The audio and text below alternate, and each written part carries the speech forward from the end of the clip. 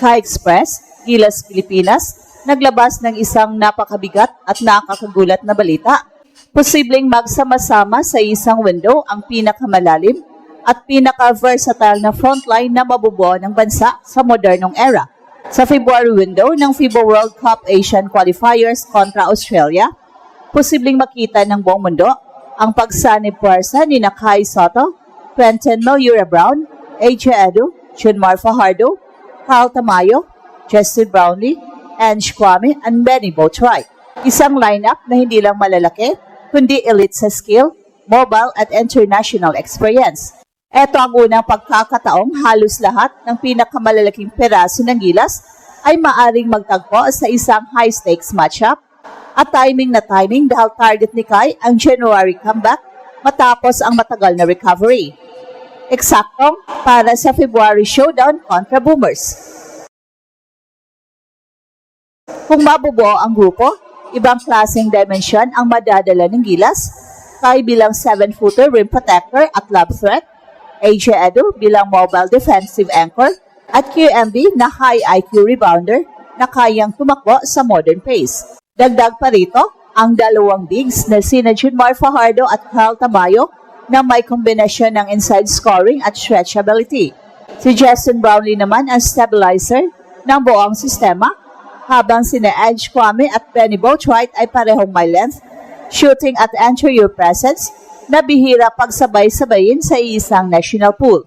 Sa laki ng Australia, finally may panagot ang Pilipinas na hindi lamang nakatayo sa height, kundi sa mismong basketball IQ at versatility.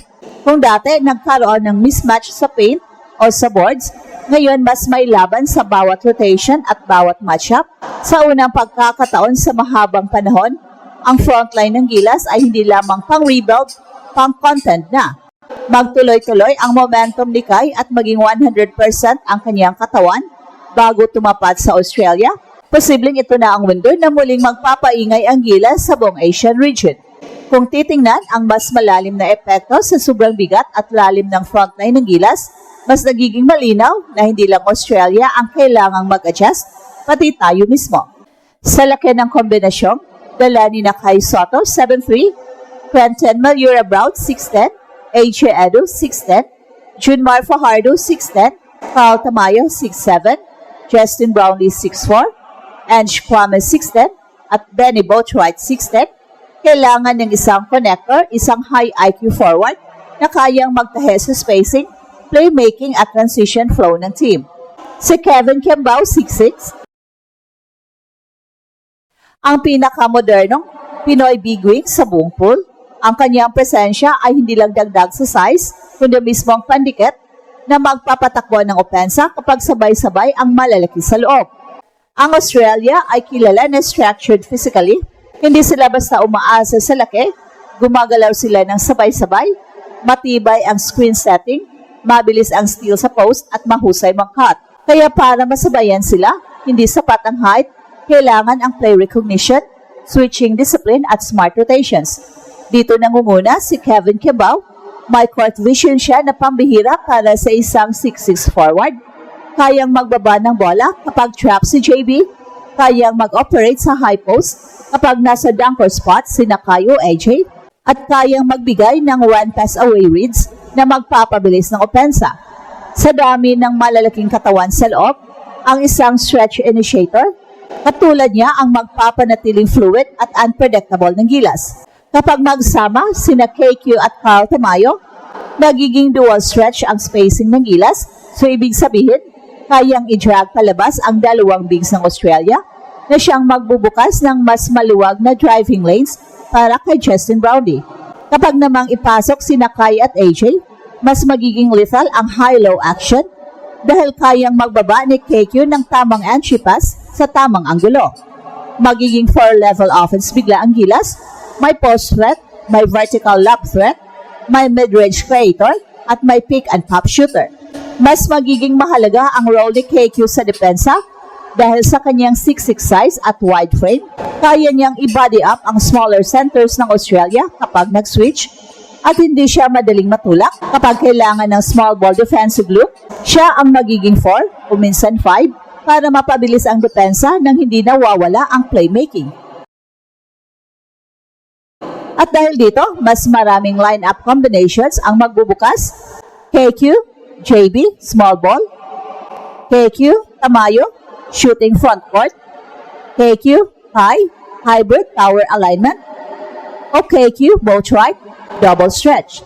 Sa lahat ng ito, nagiging malinaw na hindi lang basta malaki ang gilas, kompleto sila kapag kompleto ang lineup. May rim protection, may shooting, may mobility, may scoring, may toughness at may playmaking mula sa front court. Bato-bato sa langit, pero kung magsabay-sabay ang availability, health at chemistry ng buong frontline kasama si KQ, ngayon lang makakakita ang Australia ng gilas lineup na may kapantay o lampas pa sa kanilang laki.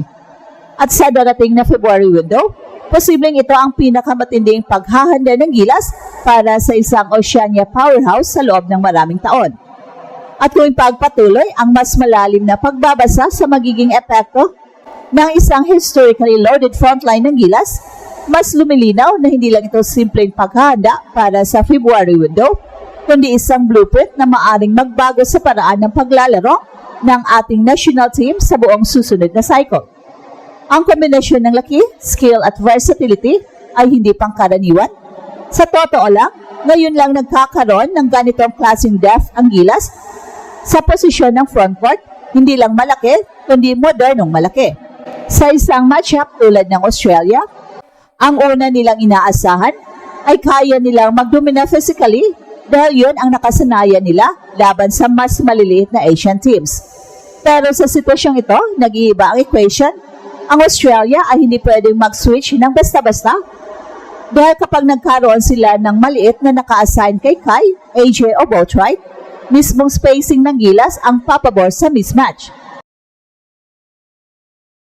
At kapag pumasok ang high IQ present may KQ, mas magiging masakit sa depensa ng Aussies ang proper spacing dahil may passer na kayang magbasa ng collapse at kick-out patterns. Sa depensa naman, mas nagiging interesting ang combination.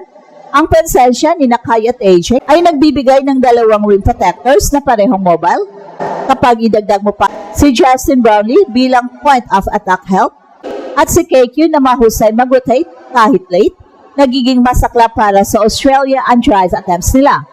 Hindi ito tulad ng nakaraang mga taon kung saan madalas bumibigay ang gilas sa verticality battle. Ngayon, halos lahat ng lineup ng gilas na may 6'10 or above presence na kayang bantayan ang pick and roll mula multiple angles. At ito ang Express Info kung saan bawat kwento, ginulat ang mundo. Don't forget to like and subscribe.